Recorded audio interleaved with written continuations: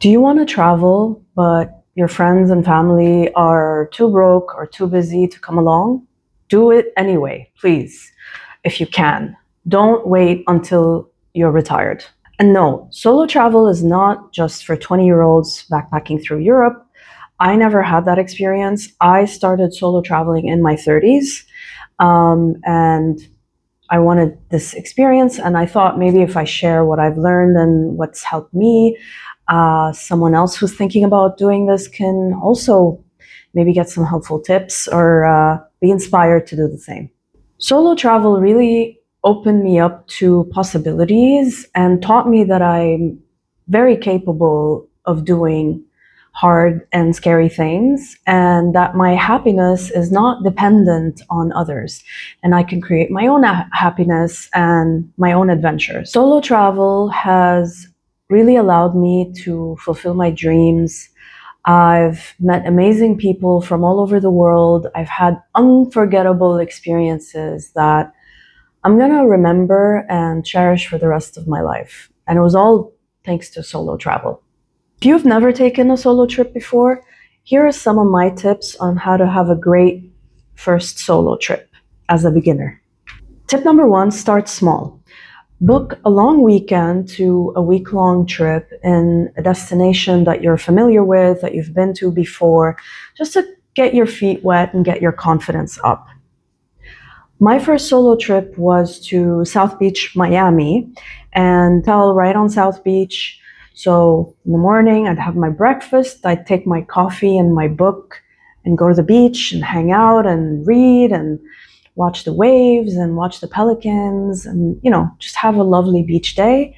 And then I'd go home, shower, take a nap, and go have some dinner and check out a drag show. So it was very easy for me to navigate as my first solo trip.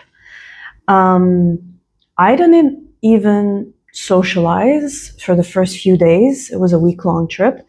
And after a few days, I did meet some other travelers who were eccentric but fun and made for a good story. I had a great trip, and it really helped boost up my confidence and my courage and being comfortable traveling solo. Tip number two, do your research. Where do you want to go? What do you want to do? Which destinations are safe, especially for solo travelers? Which places are within your budget, your time frame? How's the weather in those destinations during the time that you're planning to go? A little research can go a long way for you to shortlist the destinations that you want to check out. If you're not a beach person, don't book a beach destination. If you're not a city person and you do want to just lounge on the beach, check out different beach resort options. I also look at some videos on YouTube, TikTok, Instagram to get inspired and see what a place has to offer before I put in the time and money and effort to book a trip there. Tip number three, where to stay. This really depends on your preferences and budget. I've done hotel stays, furnished apartment, Airbnb stays, and I've also done hostels. For shorter trips, I prefer a hotel, especially if it has a kitchenette, because it's just more convenient. You don't have to worry, it's safer, and that's all you really need for shorter trips. But for longer trips, I prefer getting an Airbnb or some kind of furnished apartment situation. I'm in Barcelona. I've been here for almost 3 months now, and I'm in a furnished apartment. And it really makes you feel like you live here, especially for longer trips. But for shorter trips, a hotel or a hostel, depending on your budget, bed and breakfast can work great. When I went to Lisbon with some friends, I did a combination. So we stayed in an Airbnb for a few nights, then we stayed in a hotel in another city, and then they left a few days earlier. So I booked a bunk bed in a hostel to try it out. I've never stayed in a hostel before, so I really wanted to try out that experience. And it was great. I mean, there's pros and cons of staying in a hostel, especially as a grown woman, and not a 20-year-old backpacker. But the pros, I think, are socializing is already built in. Because you're surrounded by other travelers who want to socialize, who want to experience, who want to explore the city that you're in as well. So it was really easy to have some activity buddies, and the hostel itself also scheduled some activities and trips that we can do, like day trips and things like that. The other advantage, obviously, is that hostels tend to be cheaper than hotels, although some of them have become almost as pricey as some hotels, which I don't understand, but it was a good experience nonetheless. Some hostels do have private rooms, which are good, but coming into the cons of staying in a hostel is sharing amenities, right? Like usually you're going to have to share a bathroom and showers, and you're going to have to share a kitchen, which is not always the cleanest or well equipped if you want to make your meals in the hostel to save some money or to eat healthier while you're traveling. So there's pros and cons, but it was a good experience. I would do it again if it was just like a couple of nights, but I wouldn't do it for like longer trips than that. I'd rather just wait until I have the money to stay in a hotel or do some sort of Airbnb furnished apartment situation. Tip number 4, how do you meet people? Now, you might say, hey, Dana, I just want to be alone and I want to decompress and I want to read my book, or I want to sit in the park or sit by the ocean and not talk to anyone. And that's totally fine too. If that's your jam, go ahead and do it.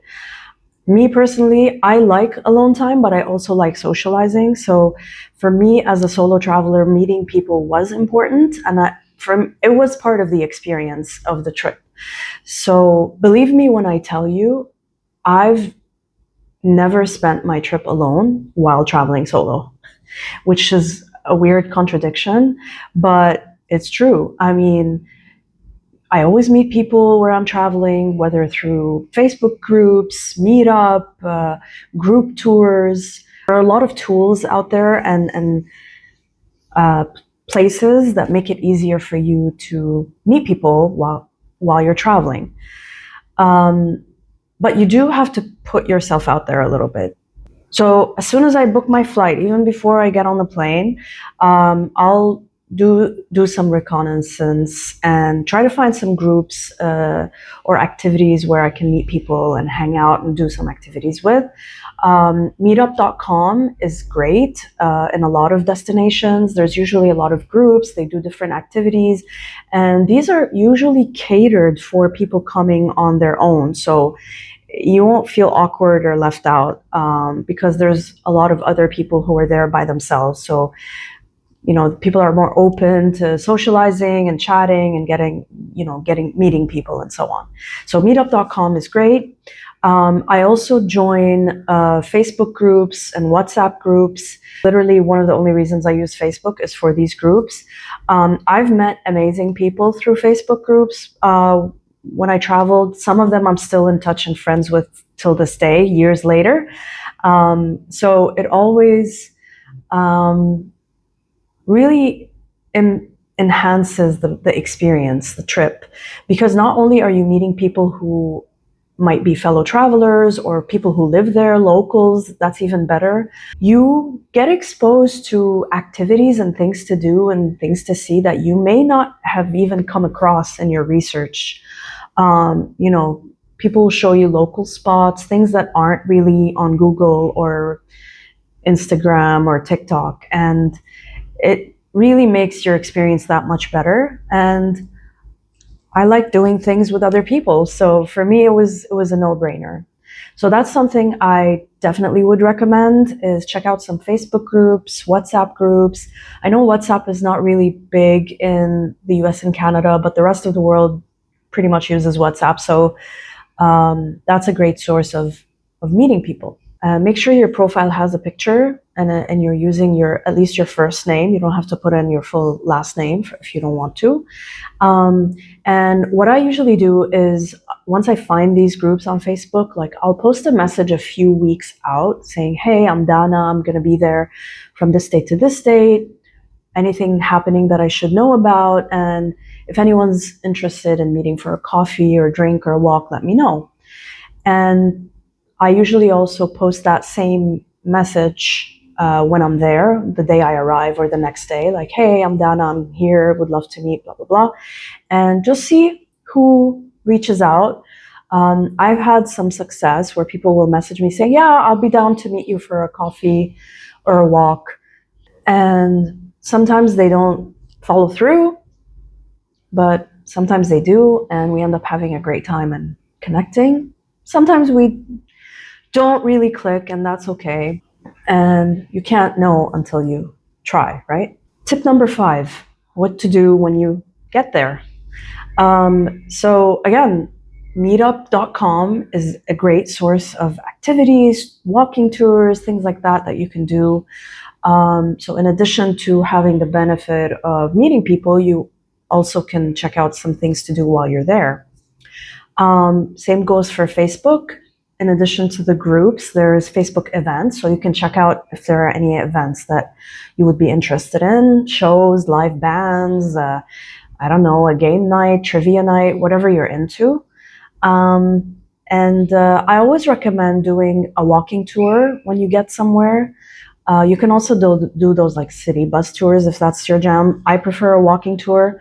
It's a really great way to get to know the city with a local or a local tour guide. And you can find these on meetup.com. I also use Viator and Get Your Guide. I'm going to include some links in the description if you want to check those out. And Viator and Get Your Guide also list group tours, activities, things that you can do. So you can kind of browse through and see what strikes your fancy and what you like to do. I would say do some research before you get on the plane, see what things you want to see, sites, activities, events, and also check out those sites that I mentioned to see if they have anything there. And you can start kind of saving them before you get there and then choose which one you want to do. If you're a foodie, you can make a list of restaurants you want to see. If you like art, you can have a list of museums and touristic sites, and what are the top 10 things I need to see in this city or this place. If you're doing more of a nature type trip, like to I don't know, like a forest or a beach or something like that, chances are there's not going to be much to see, but there might be fun activities to do. Tip number 6, what to bring. I think I'll do a separate video on that. I'm on the 4th month of a long trip now, so I can share what I brought that was useful and what I didn't end up using at all. I'm not a minimalist, and I'm not the type of traveler that can just travel with a carry-on, especially for a long trip. If that's you, amazing, more power to you. I need my stuff. And I'll share with you some things that help me, especially for longer trips, and what I found helpful for shorter trips as well. Just know, if you bring a lot of stuff, you're going to have to lug that through cobblestone streets. In Europe, for example, you might have to lug it up some steep steps because there's no elevator, which is my case now in Barcelona. I had to enlist the help of my check-in agent to help me with the suitcase up 3 flights of stairs, my very heavy suitcase, and actually threw my back out doing that. So don't do what I did. And lastly, I want to focus on some safety tips, which is really, really, really, really, really important, especially if you're traveling solo, especially if you're a woman. That's just the reality of the world. My first tip is don't tell strangers that you're traveling solo, especially if you're a woman. They don't need to know. You don't need to put yourself in any vulnerable situations. Make sure your loved ones know where you're staying, know where you are, know who you're with. I mean, however you're comfortable. So I share where I'm staying with my close friends and family, and who my checking agent was, or like which hotel I'm staying at, etc. Like, I think it's helpful for someone back home to know where you are. Again, as much as you're comfortable sharing. Also, make sure you're connected. So for short trips, I usually use Airlo, and I'll include a link down below, which is an eSIM app. It's very convenient for a lot of destinations, and you don't need to have another device or take out your home SIM and put in your new SIM. But for longer trips, I'll just buy a SIM wherever I am. I know some countries have really great roaming packages. In Canada, we do not. So I literally avoid using my phone at all, my Canadian number, while I'm traveling. Don't cheap out and just rely on Wi-Fi, please. It's very important for your safety. I want to be able to be connected, to call my family, to call an emergency number if I need. And Wi-Fi is always choppy. It's not that reliable. So please, please, please make sure you're connected. The other safety tip I would recommend is write down some safety numbers, like the emergency number. It's not always 911, hospital, police station, fire department, etc. And just have them on a piece of paper or your phone, just in case you need them. Now, this safety tip might seem obvious, but you'd be surprised how many people forget it. Be aware of your surroundings.